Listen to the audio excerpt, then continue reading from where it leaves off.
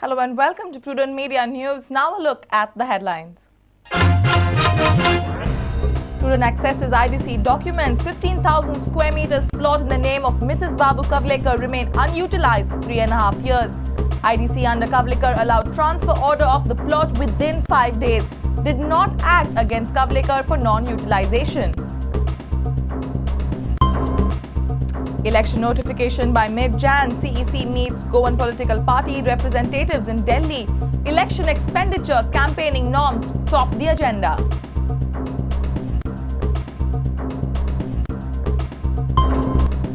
Special court reserves order on Gudlar's bail plea. Court to hear Kashinath Shetty's intervention petition.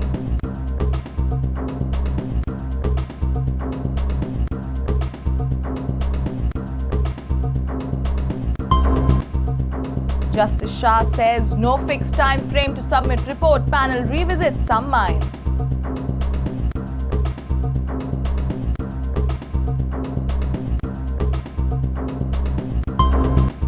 And 2011-2012 I-League season promises fireworks. Salgaonkar Sports Club, Churchill Brothers and Dempo Sports Club qualify as pre-tournament favourites.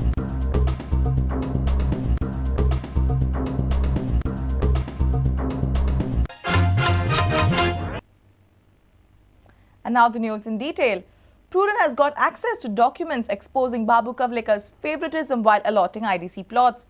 Documents have revealed that IDC allowed wife of Babu Kavlekar, Savitri Kavlekar, to keep a 15,000 square meters of plot unutilized for 3.5 years. In addition, IDC facilitated transfer of the plot to another company within 5 days. The same IDC which reverted back plots of some companies for not starting production in 2 years did not act a bit in Kavlekar's case. A Prudent Media explosive. This is the lease deed that can expose the entire hierarchy of the Industrial Development Corporation. An agreement is signed between the IDC, Watson Pharma Private Limited and Vishal Enterprises allotting a 15,000 square meters of plot to Watson Pharma, a plot from Verna Industrial Estate. And look who is representing Vishal. Savitri Chandrakant Kavlekar, wife of IDC chairman Babu alias Chandrakant Kavlekar, a blatant example of how family members of politicians on board were favoured by using their might and clout. Now, this is what IDC says in the agreement. The corporation allotted the 15,000 square meters plot to the Vrishal on 30th March 2007. Vrishal agreed to pay rupees 90 lakh as premium amount for the plot. Vrishal agreed to pay annual lease rent of rupees 1.50 lakhs. Deed of lease executed on 7 September 2010, 3.5 years after the allotment.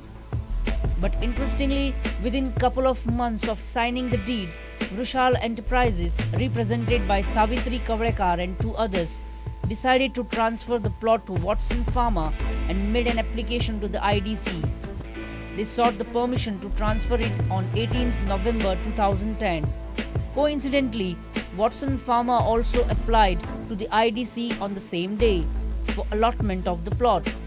Surprisingly, IDC, acting super efficiently in the matter, issued a transfer order within 5 days of the applications from Vishal and Watson on 23rd November 2010. More importantly, Savitri Kavlekar and others kept the 15,000 square meters of plot idle for more than 3 years.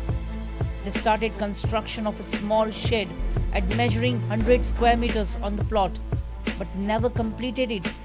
When they applied for the transfer, as per the IDC, the shed was still under construction. There are examples when the IDC has revoked back plots of companies for not starting operations within 2 years. But in this case, everyone just turned a blind eye to the prime idle property.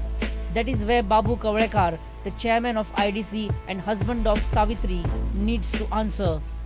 Why deed of lease with Vrishal was executed 3.5 years after the allotment of the plot? Why was a plot at measuring 15,000 square meters was allotted to Savitri Kavlekar and others when they intended to construct on only 100 square meters? Why were no question asked to Savitri Kavlekar and others for keeping the plot idle for more than 3.5 years?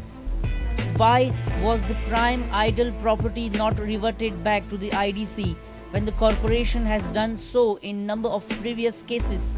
From where did Savitri Kavrekar and others pay rupees 90 lakhs as a premium amount for the plot? These are the questions that give much darker shades to the scam-ridden IDC.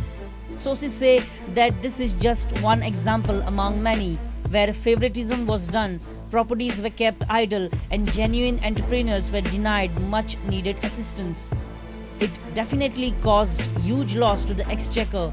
At the same time, holding of such precious plots by the family members of politicians damaged the growth of industry. We tried to contact Babu Kavrekar till late evening, but he was not available for comments. Bureau Report, Prudent Media. State Assembly election might be declared after 31st December. Sources claim that election notification might be out in the second week of January. This issue was discussed during a meeting of Central Election Commission and representatives of Goan political parties in Delhi. Candidates will have to open their personal accounts for election expenditure, and a videographer will continuously follow each candidate.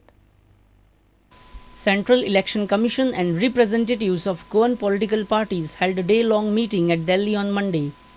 Representatives were briefed and trained on how to keep a vigil on election expenditure by a candidate.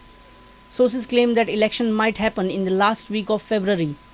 Election Commission officials have informed that the dates may be formally out after 31st December. Prior to that, electoral roll will be revised and notification might come out in the mid-January. Political parties wanted a rise in the limit of election expenditure from 8 lakhs to 15 lakhs, but the Commission refused any such consideration. Election Commission has decided to keep a strict vigil during the forthcoming election. Every candidate will have to open an independent account in a bank. A videographer will be deputed after every candidate during campaigning. Commission will minutely scan all the details of election expenditure. Candidate will have to post all details of expenditure on Commission's website. Our senior reporter from Panji, Rakesh Kanolkar. It's time for a short break. Stay tuned.